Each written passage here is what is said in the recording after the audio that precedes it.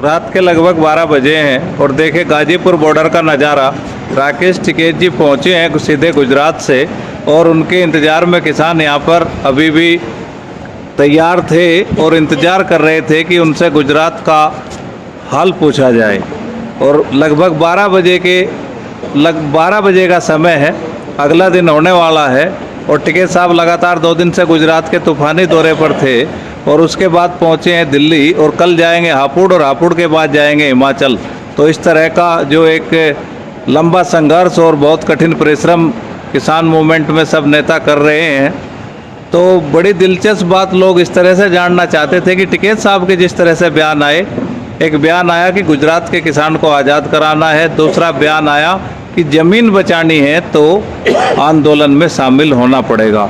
सवाल ये भी उठता है कि क्या आंदोलन में शामिल होने पर भी पाबंदी है गुजरात में।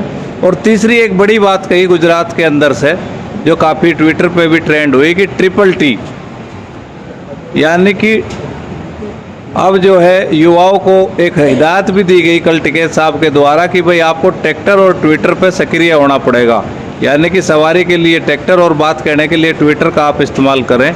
ये भी एक बात थी। दूसरी एक बात वहीं से आई कि स्वदेशी का राग अलापने वाली पार्टी और स्वदेशी के नाम पे सरकार बनाने वाली पार्टी आज विदेशी कंपनियों के मोह में ऐसे चंगुल में कैसे फंस जाती हैं।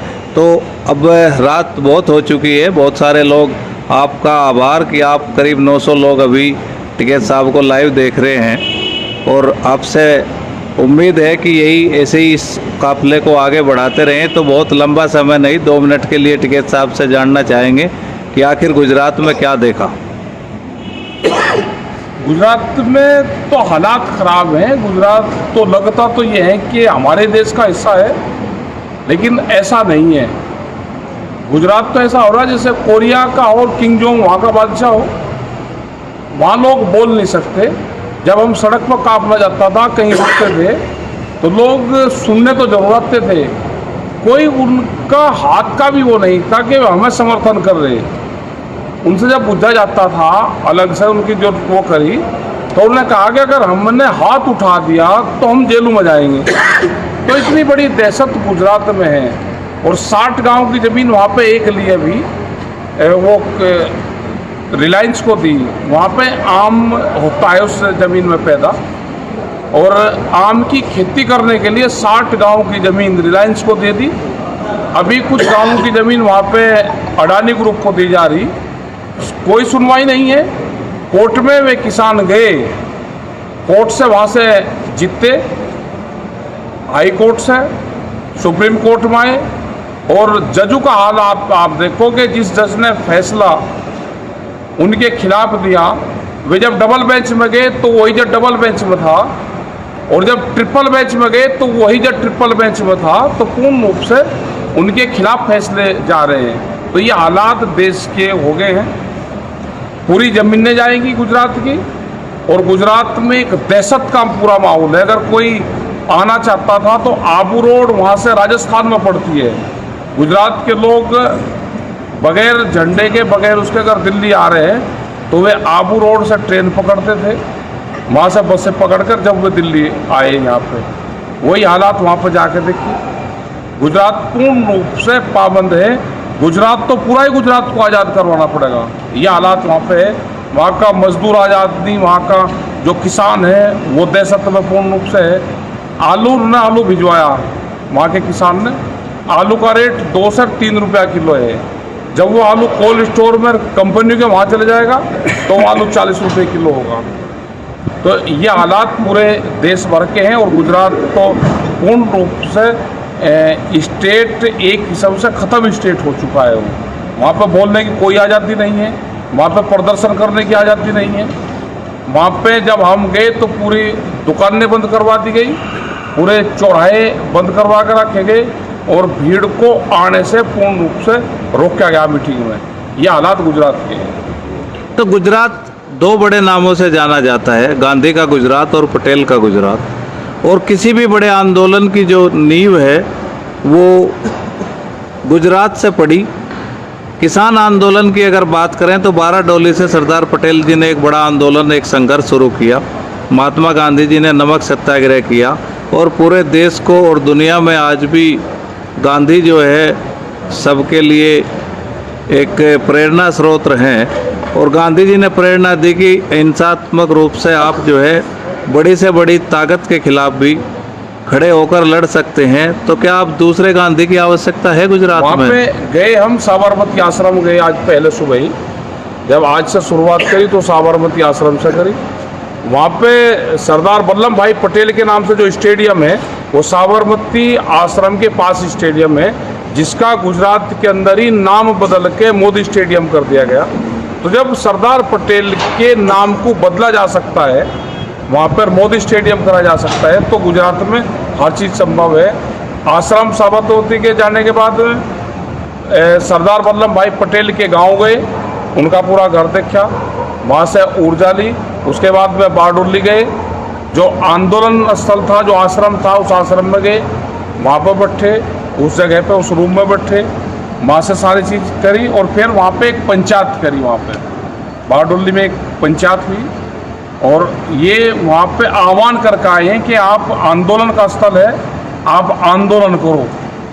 आंदोलन वहाँ के लोगों को करना पड़ेगा, पूरे देश के मुख्य धारा से गुजरात को जोड़ना पड़ेगा, नहीं तो गुजरात के किसान की सबसे पहले ज़मीन जाएगी। और यही गुजरात मॉडल है, जो गुजरात मॉडल को ले आने की बात करते हैं, वही गुजरात मॉडल है कि पूरी ज़मीन देश की छीननी है, ये गुजरात मॉडल है। तो क्या आंदोलन की शुरुआत हुई तो वहाँ के लोगों को आंदोलन की शुरुआत करनी पड़ेगी।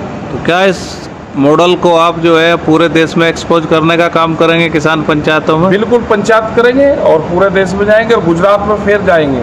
गुजरात में फिर पंचायत लगेगी। अब पब्लिक मीटिंग गुजरात में करनी पड़ेगी और जिम्मेदारी पूरे देश के किसानों को रहेगी कि गुजरात के किसानों का साथ दिया जाए। और जब बड़ी पंचायत वहाँ पर होगी तो यहाँ से भी किसानों को वहाँ पर भेजने का काम करा जाएगा।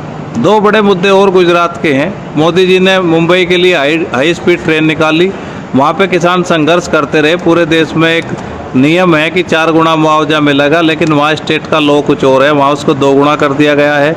उन किसानों की कहीं सुनी नहीं गई।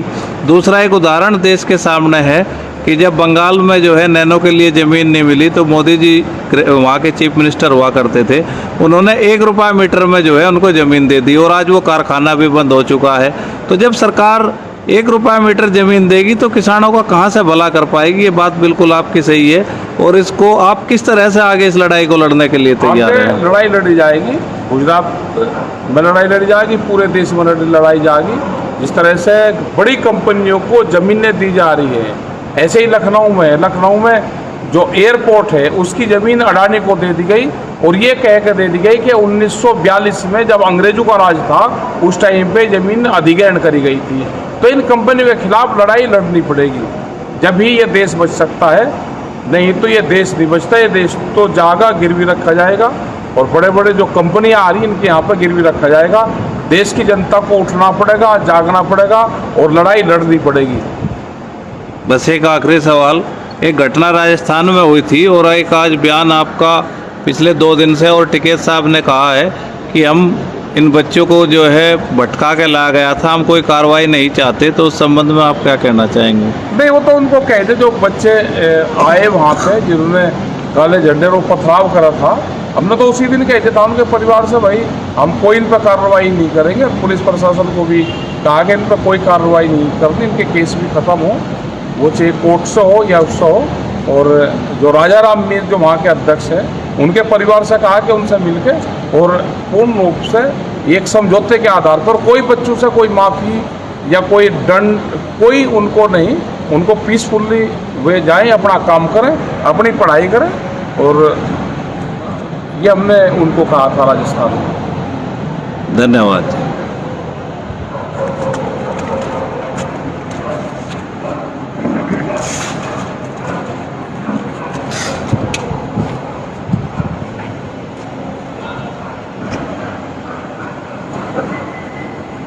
गुजरात मुक्ति अभियान, गुजरात मुक्ति अभियान।